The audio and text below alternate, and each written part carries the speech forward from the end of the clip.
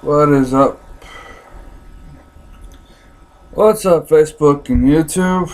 This is my fourth video on YouTube. My last three was an intro, talk about my creation of my dragon deck, and the partial creation of my crystal beast deck.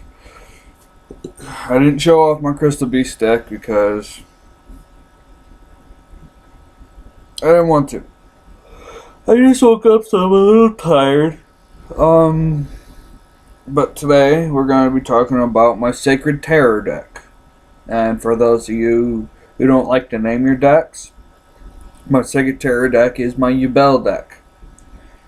I'll be showing all the cards of this deck. And before I do that, there's a strategy in my deck that is an endless loop, quite literally. I'm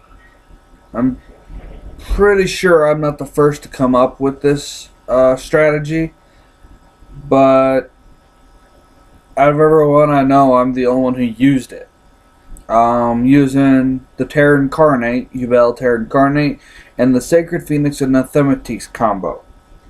Basically, anytime I end or begin my turn, something happens.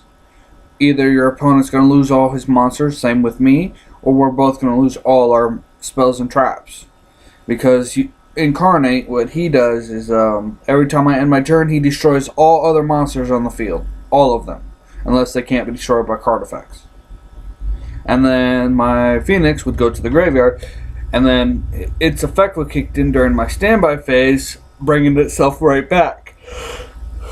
And when it brings itself back, it destroys all spells and traps on the field. Very nice combo. I think the first one out of my group to actually use this combo. And then one of my other friends, he also loves yugioh, and he saw this combo and it just blew his mind. And so I don't know if he uses it, but his yugioh deck is quite more aggressive than mine. Now, before I show off my deck, there's a card I don't have for this deck that can be good to have in this deck. It is called, damn it. Hold on, that's not what it's called. Give me a second. Like I said, I just woke up.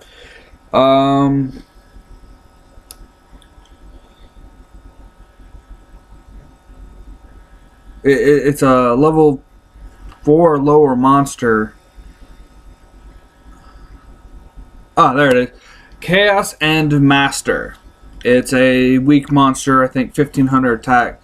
And it's a light monster, which kind of surprised me as well. I don't have it, I wish I did, but its effect, if I remember correctly, when this card either destroys a monster by battle or deals life point damage, I can't remember which effect it is, it allows you to special summon a monster from your deck to the field with, I think, 1,000 or less attack points. This is an awesome way to get yugioh on the field in a split second. But if you don't have that Chaos End Master, then there are other cards to use, like Foolish Burial, and then play Limit Reverse. But let's get on with my deck. Let's not hear me jibber jabber when I'm pretty sure some of you are eager to see my dueling deck. This is deck number 3, by the way. And unlike some people that I know, I do not toss my cards out after a new deck comes out. I have some of the oldest cards out there. Some, not all. But I play with cards that I like. I don't play with what everybody else plays with. I'm not a follower, man. I pick my own shit. Now, this deck, you'll find some surprises in this deck too. Okay, start with these guys first. Actually, we'll just go off the list. First, it's kind of obvious. Most decks should have this. Dimensional Prison. Yes, I use this card. This card you do not have to have in this deck. Okay, I use it because it's a good way to destroy my yugioh cards because of its effect. And I'll explain its effect here in a moment. The Seal of Orichalcos. And no, this card is not banned. I repeat, this is not banned. I've seen the current ban list for 2015. This is not a banned card. Basically, this card has several effects. I'll read them off. All monsters you control gain 500 attack. Once per turn, this card cannot be destroyed by a card effect. While you control 2 or more face-off attack position monsters, your opponent cannot target your monsters with the lowest attack. For an attack, when this card is activated... Oh yeah, for an attack. When this card is activated, destroy all special summon monsters you control. You cannot special summon monsters from your extra deck. You can only activate the Seal of Utter Calculus once per duel. So you can only have this once in your deck. It'd be pointless. You can't have any other copies. Now, what I use with this card is very simple. I don't have an extra deck, so that's a bonus. Yeah, I could use an extra deck with the way this deck runs, but I don't choose to. Plus, the extra 500 makes my monsters quite beastie. Alright. Next, Noblemen of Crossout. Because if you get a powerhouse your field, sometimes your opponents, no matter who they are, everyone does it, I know this for a fact, they'll play a monster face down. This is a good way to get rid of that. Another card I'm actually searching for is one of the old, really old cards. Okay, I used to have a lot of old cards, really, and they were all in really good condition. I used to have, the card I'm looking for is called Dark Core. If I remember its effect correctly, discard 1 card and remove from play 1 monster. I don't remember its entire effect, but I believe that was it. It was a really nasty card. And there's talk about it it's going to come back. And there's talk of also that they're recreating Dark Hole to where it does more than just destroy monsters, it banishes them. That would be a little good, but at the same time a little annoying, because that ruins my Yubel deck, you know. Yubel, Terror Incarnate. One part of my infinite combo that I have. Yes, that was an ultimate rare. And yeah, I've seen decks worldwide. I've seen how people play this deck. I am the only one out of famous known people who uses this card in their deck. Okay, most people don't ask me, why the hell is that in your deck? Well, I don't have any of the cards for this deck, but I use it for one reason. Its effect. Karibo! The original Karibo card. Okay, I use this card because, one, people wouldn't expect it. It surprises them. They expect everybody to have all these new cards. They don't expect the old ones. Yubel. And yes, I run, I believe, a triple combo of this card. So I run 3 of this card. Mystic Tomato, one of the oldest dark plants out there. And then, Grave Screamer. Grave Screamer. For those of you who do not know, Grave Screamer is 0 attack, 0 defense. However, he has a nice special ability that I like to use. Basically, if he's destroyed by battle, if I remember correctly. Yeah. When he's destroyed by battle and sent to the graveyard. Keyword there, sent it. So if he's destroyed by battle and removed from play, he don't get the effect. But if he's destroyed by battle and sent to the graveyard, I can pick 1 card on the field, no matter whose it is, and I can destroy it. Keep that in mind. Next, another old card. Fissure. For those of you who don't play Yu-Gi-Oh! Or don't know what Fissure does, it's one of the really old cards as well, as I said. Basically, you play this card cannot target. I repeat, this card does not target. It clearly states, destroy a monster on your opponent's side of the field with the weakest attack. That is not targeting any specific monster. It just picks, gone. And then we've got Smashing Ground. I like to keep field control. Smashing Ground destroys a monster. It's just like Fissure, except with the strongest defense. It goes for defense instead of attack. But it goes for the strongest defense. So that's a good card combo. Another Mystic Tomato. Look, a 3rd Mystic Tomato. Sakuratsu Armor. Here's a card I don't see people use in a while. Sakuratsu Armor. When a monster declares an attack, you play this card, it instantly destroys that monster. Basically, it hits your monster and just dies by all the spikes your monster's coated in. Dark Illusions. Now this card is in this deck for a purpose. For those of you who don't know this card, Dark Illusions protects dark monsters. It could be a freaking light monster, it wouldn't work. It could be a fairy. As long as its attribute is dark, then your opponent can activate, let's see, negate the activation of a spell card, trap card, or effect monster's effect that targets a face-up dark monster and destroy that card. So if you play DNA Surgery, or no, not DNA Surgery, DNA Transplant. DNA Transplant changes attributes, which is the little orb up at the top right corner of the card. You can change it to anything you want. So if you change to dark, all your monsters become dark types, which protects them with Dark Illusions for one turn. Well, for one instant. Here's another card. Solemn Warning. Yeah, I run on that. I know it costs 2,000 life points, but why not? And then we got, believe it or not, I use this card in this deck to stall for time because I'm annoying like that. Swords of Revealing Light. Mirror Force. Almost all my decks run Mirror Force. And this card is not a dark type. It's probably one of the only dark types not in this deck. Okay, it's not even a fiend. It's a rock or earth monster. Okay, it's in here for 3 purposes. 1, it's annoying as all hell. 2, no matter how powerful a monster is, he can get around it. And 3, it's just cool to have. Neospatian Grand Mole. Now, for those of you who don't know what his effect is, if he declares an attack on any monster, he instantly has the choice. You don't have to, but you can bounce your Grand Mole and that monster back to the owner's hands. So basically, it's before damage calculation, so there is no damage.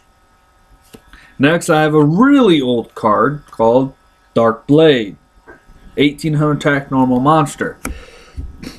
Neat. Yeah, I wish I had Vorse Raider, but I lost my Vorse Raiders a long time ago.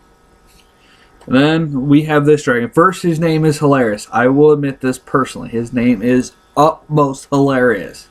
Okay?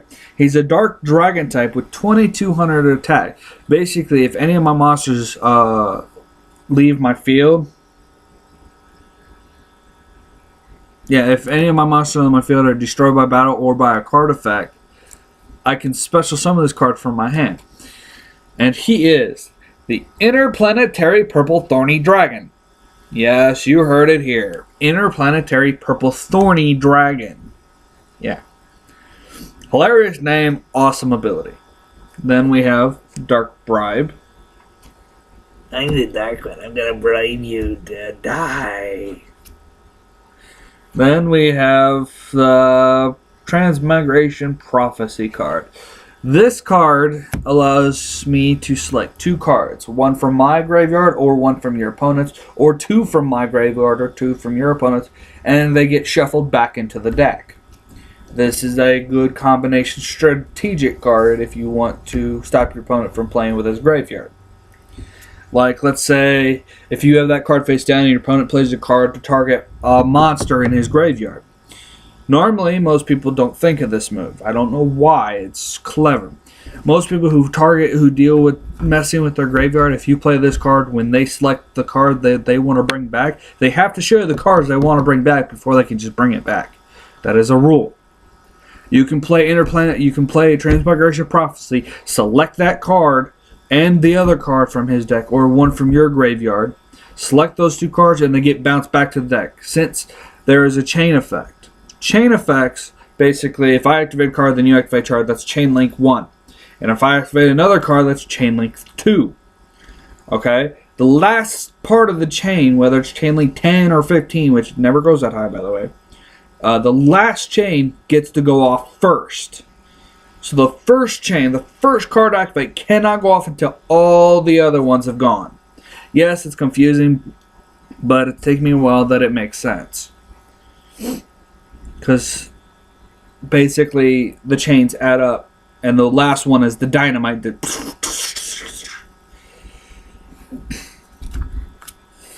And then we have a rare Spirit Reaper.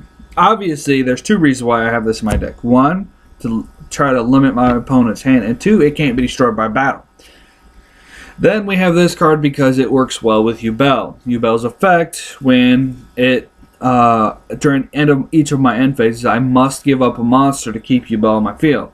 This card, Samus Lotus, if I have no spell and traps on my field, I can instantly special summon this to my graveyard from my graveyard during my end phase.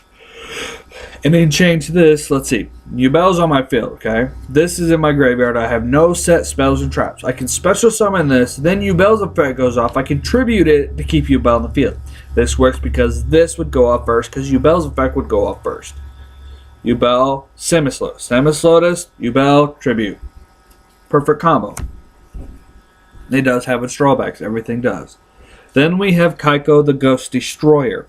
1800 attack. When this card deals inflict damage to your opponent, I select up to 2 monsters in your graveyard and I banish them from the game. Banish means removed from the game. They're out of the game. And he's an 1800 attack. Then we have Yubel, the Ultimate Nightmare. But before I talk about the final form of Yubel, let's talk about Incarnate, which I did not get to. Yubel Terra Incarnate. I did say at the beginning of this video, when I end my turn, he destroys all other monsters on the field. Okay? Yubel, the first form. This card has 0 attack, 0 defense. I take no battle damage involving this monster. And all the damage I would have taken, your opponent takes instead. And it can't be destroyed by battle.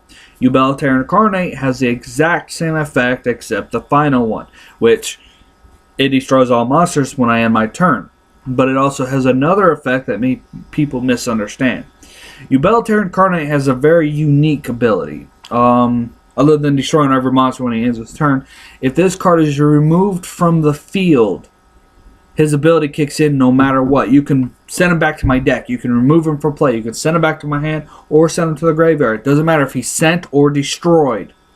His effect will go off because it says when this card is removed from the field, I can special summon Yubel, the Ultimate Nightmare. Okay, a lot of people misunderstood that. Now, Yubel, the Ultimate Nightmare. He has the same effect. 0 attack, 0 defense, can't be destroyed by battle, whatnot. But he has a very special ability that makes him the Ultimate Nightmare. See, he can attack your monsters this time. But after the battle, let's see, his 0 attack, your monster. Nothing happens. Then his ability goes off, destroys your monster, and you take damage equal to the total attack power of your monster. Yeah, he's quite aggressive. Next, we have Shield Crush for those who love their defenses. Then we have Breaker, the Magical Warrior. For those of you who don't know what Shield Crush does, Shield Crush allows me to destroy 1 defense position monster, no matter whose. I believe so. I think it's on either. Yeah, select 1 defense monster on the field and destroy it. So on either player's turn, on either player's side. Now, Breaker the Magical Warrior, he's a 16, 1000. 16 attack, 1000 defense. When he's summoned, his ability goes off where he puts a counter on this card. Maximum 1 counter. This counter increases his attack power by 300 points. During your turn, you can remove that counter to activate his ability, which allows you to destroy 1 spell or trap card on the field. He comes in handy for power and to limit the field. Then we have a variable card nobody uses, and I'm certain of this. I'm the only one who uses this card. Death's Feral Imp. Okay? I use this card because while it's face down on the field, if it's attacked or I flip it face up, it still gets flipped either way when it's attacked. I gain the ability. It allows me to select 1 card in my graveyard and put it back into my deck. Most people don't see how that's an advantage, but think about it. Think of how this deck works.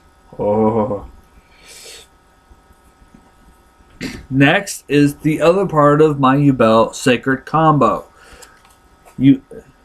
Sacred Phoenix Nothemitis. This card, 2400 attack. Now, as I said, if this card is destroyed by a card effect by effects, not by battle. If it's destroyed by effects, it comes back during my standby phase and it wipes the field of all spells and traps. Yes, this also includes the field spell. It is still a spell card. Most people think, oh no, that's some different type of spell. No, it's still a spell card. Next, Dark Hole. Everyone should know what that does. It destroys all monsters on the field. Look, it's another Breaker, the Magical Warrior. Yes, I run about 2 of those. Then we have Fiendish Chains. This card allows me to select a monster on the field, and it negates its ability. No matter what, it negates it, so you can't use it. And look, here's another interplanetary purple thorny dragon. You know, I think he's been eating one too many of those purple berries, you know, the thorn berries, you know. Then we have a card no one else uses but me. His effect is just like Mirage Dragons, but he's not a dragon. He's a beast warrior, but he's a dark type. Pitch Black Werewolf. While this card is face up on the field, your opponent cannot activate trap cards during the battle phase. I was making sure. So the battle phase, only you can activate traps. Your opponents cannot. Then we have the one card that is a necessity for Yubel. Limit Reverse. This card allows you to special summon a monster with 1,000 or less attack points back to the field from your graveyard. However, there's a drawback. The monster who you summon cannot be played in defense mode. If it is switched to defense, it's instantly destroyed by this card. Think about it. During your opponent's end phase, play this card. Yubel comes field. During your turn, draw, standby phase. Main phase, switch Yubel to defense. Boom! You get your Terra Incarnate combo. Now, I must admit that the Yubel's first 2 forms, Incarnate and Yubel, they special summon Yubel special Incarnate and Incarnate special Ultimate Nightmare from the hand, the deck, or the graveyard. I repeat, from either one of those 3 locations.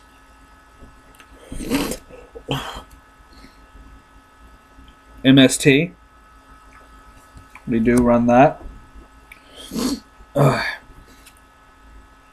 Bottomless Trap Hole. That's also a yes. Another MST. We like Field Control. And then another card some people don't use called Book of Moon. This allows me to select any monster on the field and flip it face down. So if your opponent attacks you, you play this card. It can be set and activated because it is a quick play card. Sorry. It allows me to flip it face down, which means it cancels the attack, it cancels an effect, whatever. That, my friends, is my 40 card dark deck known as Sacred Terror. Now, for those of you who watched my video, you watched a bit of my Crystal Beast deck. You didn't get to see every card that's in my deck. My deck should be quite obvious of what it runs. Every Crystal Beast, about 2 or 3. But I can be yeah, my deck pretty much was self-explanatory. Let's see. We're going to talk about a new deck that I'm actually building. There's another deck I'm building, but I'm a little slow on the cards. But another deck I'm building is the Artifacts. I find them quite intriguing, and my friends know me. I don't build decks unless they intrigue me. And trust me, I've built a lot of decks. There are decks that people hoard over. They freaking go, oh, these are mine. I'm gonna gather every card. I mean, I've seen a person, he had like 6 pages of one card. One. It annoyed me so bad. And, oh no, I can't trade them. They're too valuable. You know how much they were worth? $1. He would not trade them. It annoyed me very much. But me, I'm not so, what's the word? Greedy. I do have my own collection. I do have a dragon collection. I have one of every dragon. I'm actually still trying to collect them. There's a lot of them out there. And it's a long-time goal that I like. It's something to keep me going. This is my hobby. Now then. I'll add a few minutes to this video. We're going to talk about Far Cry 4 for Xbox 360. And PS3 and the PC. I've never played those two, but I have played for 360 because I own it, a digital copy. I liked the game.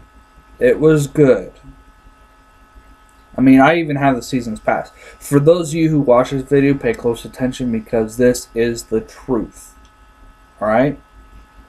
Far Cry 4, the seasons pass, which gives you download DLC. Someone claimed that, oh, if you have the season pass, it just makes it 20% more cheaper to buy when it comes out. This is false. If you are in your game, okay, make sure you're at the main screen of the game. If a new DLC comes out and it shows that you have to pay $9.99 for it, don't worry. Go into the game like you're playing Far Cry 4. Go down and enter the store. You can download your DLCs for free. I know because I've done it. I have escaped from Dur's prison. Dude, I've yet to beat it. That's saying something for someone who's beaten every game I own. And my game's not complete until I can beat all the DLCs. It's just who I am, really. But I will give the game about a 9 out of 10. And that's a compliment out of me. Every game I have, every game I've rated. I've seen a review of a game that I was watching. Someone had really dissed this game. Well, you shouldn't judge a game because of how a game plays. You should judge it on several factors. The game we're talking about is my Zoids Assault. It's one of the only 3 Zoid games in America that is in English. There are only 3 and I own all 3. I love Zoids. Zoids Assault, yes, it did have quite a crappy storyline in it. But the battles were fun. If you love tactics, moving from locations to get closer to your enemy and so on, it is a great game. Who cares about the storyline? If it's a great game, it's a great game. Don't try to pin it in both sections. It can confuse people, especially me. So as Assault, I would rate about a 6 to a 7 out of 10. This is a personal rating of mine, not someone else's rating. If you don't like my judgment, oh well. Go beep yourself. But everybody knows I'm a cool guy to get along with. I'm not a royal beep like other people are, okay? I will end this video here. I will post it on both Facebook and YouTube. This will be my 4th video on YouTube. So for those of you who don't know my YouTube channel, you should because it is on my Facebook. Adios to everybody. Phoenix signing off.